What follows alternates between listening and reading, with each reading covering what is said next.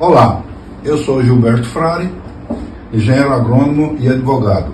Estou aqui representando a Comissão de Meio Ambiente e Vida Animal da Ordem dos Advogados do Brasil, do município e subseção de Luiz Eduardo Magalhães, oeste da Bahia.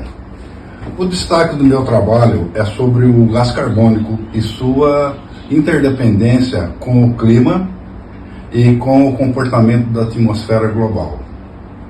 Eu quero lançar um olhar crítico e fazer uma análise realista sobre as críticas que têm sendo falado sobre o gás carbônico atualmente. Na verdade, o gás carbônico precisa de um defensor, porque antes de ser um vilão, o gás carbônico ele é essencial à vida no planeta. Numa escala de importância, eu creio que os elementos mais importantes para a manutenção da vida no planeta são luz solar, água e, pasmem, gás carbônico. Podemos acrescentar um quarto elemento aí, que é o oxigênio, advindo da quebra da molécula de H2O da água e CO2 do gás carbônico.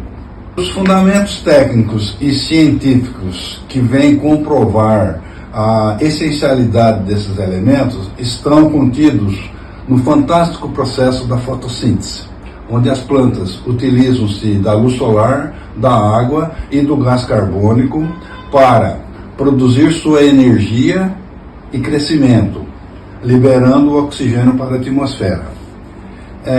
A planta, os vegetais, todos sabemos, são a base da cadeia alimentar, de onde todos os outros seres vivos dependem para se alimentarem e assim seguir em frente com a cadeia alimentar. Então, necessariamente, o gás carbônico faz parte da criação e da manutenção da vida no planeta. De nada adiantaria ter energia solar, ter água e não ter o gás carbônico. Então, esses três elementos, ratificando, são a base da cadeia alimentar. Vamos em frente.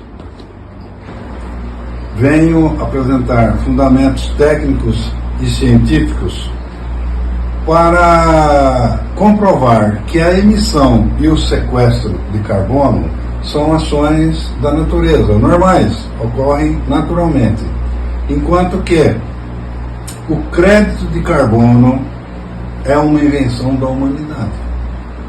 Por consequência, o mercado de carbono também é uma invenção. E, creio eu, são ações que não vão resultar em nada. São todos conceitos já comprovados pela ciência. Não pretendo aqui citar fontes, porque são muitas.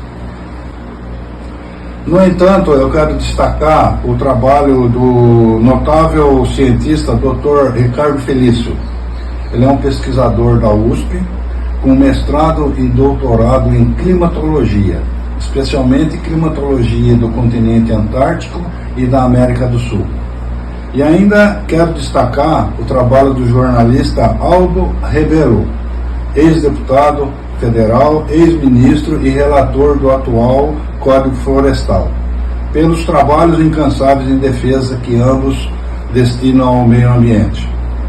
E, como celebrou a poetisa Cora Coralina, feliz é aquele que transmite o que sabe e aprende o que ensina. Bom, o fato é que muito se tem falado em mudanças climáticas e preservação ambiental. Em todo mundo cresce a consciência que devemos preservar o nosso meio ambiente e o nosso habitat como forma de garantir a nossa sobrevivência. Grupos ambientalistas, com a colaboração da imprensa de uma forma geral, que vem com sensacionalismo, com estardalhaço, ela tende a apresentar os principais crimes ambientais à sociedade e sensibilizar a todos de um futuro inóspito, além de cobrar das autoridades as medidas cabíveis. Todavia, esses grupos ambientalistas, de certa forma, a imprensa de uma forma geral, abraçam causas perdidas que estão longe de alcançar os seus ideais supostamente almejados. Nesses casos, quase sempre são conduzidos por lideranças que não têm o mínimo conhecimento técnico e científico sobre o que se propõe a discutir, ou então possui outros interesses que não é solucionar a questão ambiental. O que mais me preocupa são as ações dos políticos e governantes do mundo todo e da imprensa de uma forma geral. O que me preocupa mesmo são os acordos extraídos das conferências mundiais sobre o clima, promovido pela Organização das Nações Unidas. E, nesse sentido, eu quero apresentar um breve resumo das ações das conferências mundiais. A primeira delas ocorreu em Estocolmo, no ano de 1972, cujo relatório final previa zerar as emissões de gás carbônico na atmosfera. Esse relatório de Estocolmo, ele foi parar, sabe aonde? No fundo de uma gaveta. Ficou guardado por 20 anos, quando o Brasil, em 1992, promoveu no Rio de Janeiro um evento chamado Eco Rio 92. Esse evento serviu para a conscientização sobre a preservação ambiental de uma forma geral. É importante destacar que esse relatório da Eco Rio 92 chamou a atenção da ONU, que a partir de então começou a promover as COP, as Conferências das Partes sobre Mudanças Climáticas. E a primeira COP foi realizada em 1995 em Berlim, na Alemanha, mas não teve tanta repercussão não. Uma das maiores repercussões foi a COP 03, realizada em Kyoto. Nessa conferência foi extraído um relatório famoso chamado Protocolo de Kyoto, cujo objetivo era reduzir as emissões de poluentes em até 5%, isso até 2030. Então, foi um outro relatório importante, mas também que acabou no fundo de uma gaveta. Na verdade, esse relatório foi relembrado em 2009 na COP de Copenhague. Essa COP de Copenhague, ela ratificou o Tratado de Kyoto e acrescentou que os países desenvolvidos, portanto os países que mais emitiam gás carbônico ou gases de efeito estufa, eles deveriam destinar 100 bilhões de dólares por ano para os países em desenvolvimento, para que estes diminuíssem ou começassem o seu desenvolvimento a partir de fontes limpas, sem emissão de gás carbônico. Também não resultou em nada, porque desses 100 bilhões, sabe quanto foi destinado para os países? Nada, porque era um relatório que não obrigavam as partes, era voluntário. Se era voluntário, ninguém cumpriu. Veja bem a seriedade e a credibilidade que a gente está passando com as conferências das partes sobre mudanças e adversidades climáticas. Pois bem, na sequência, nós tivemos outro evento importante chamado Paris 2015. Foi o Tratado de Paris. Esse Acordo de Paris, ele concluiu que não se consegue sequer diminuir as emissões de gás carbônico sem eliminar os combustíveis fósseis. E mais, esse Acordo de Paris, ele prevê que todos os países signatários, que é em torno de 190 e tanto, quase 200 países, deveriam apresentar, de 5 em 5 anos, um relatório com suas ações para a diminuição das emissões de gás carbônico na atmosfera. Então, de 5 em 5 anos, deveriam ser apresentados. Só que também não era uma ação obrigatória, apresentava quem quisesse.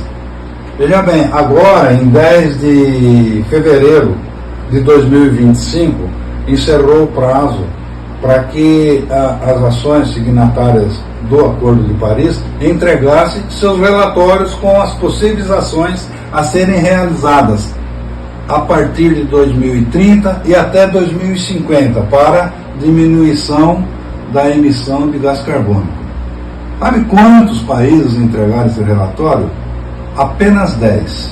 Por quê? Porque não era obrigatório, não era uma coisa assim, era voluntário. Cada país apresenta seu relatório de ações a serem realizadas daqui a 10, 15, 20 anos.